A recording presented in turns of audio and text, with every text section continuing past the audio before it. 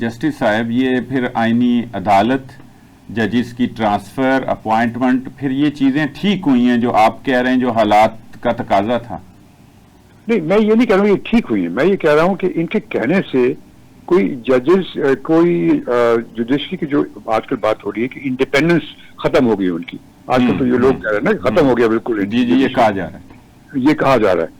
अब ये कहना मेरे ख्याल में सही नहीं होगा, क्योंकि ये तो अब देखा जाएगा बाद में क्या क्या होता है। लेकिन ये अब ये तो जो चीजें अब उन्होंने जो की हैं, जो इंट्रोड्यूस की हैं, उसमें गलत भी चीजें हैं, जो चीजें सही भी हैं और गलत भी हैं। और खास तौर से अब आप जो ट्रांसफर की बात कर रहे हैं, ट्रांसफर जजेस की, देखिए होता ये था कि अगर किसी जज को सिंध से ट्रांसफर कर दिया पंजाब में, तो उसके घर पे मातम शुरू हो जाता था।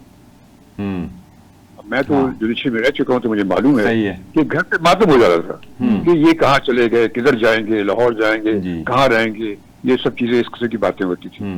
और लोग, चूंकि ये मुल्क तो हमारा है ना, सब लोगों का है, और एक शख्स जो है वो सारे मुल्क में हर जगह जा सकता है। अब सिविल सर्वेंट्स होते हैं हमारे, वो ट्रांसफर होते रहते हैं, कभी एक जगह होते हैं, कभी दूसरी जगह होते हैं, उनको वो तो कभी श्योर नहीं बचाते।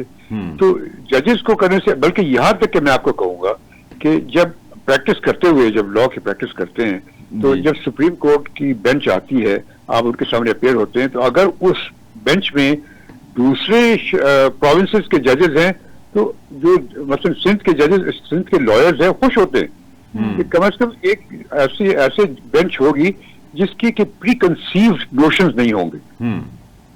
वरना जो अपने आपके जजेस होंगे, उनके प्री कंसीव्ड नोशंस हैं हर एक चीज में। तो ये सब चीजें ट्रांसफर करना जजेस को इधर से उधर एक मुल्क में, ये कोई गलत काम नहीं है।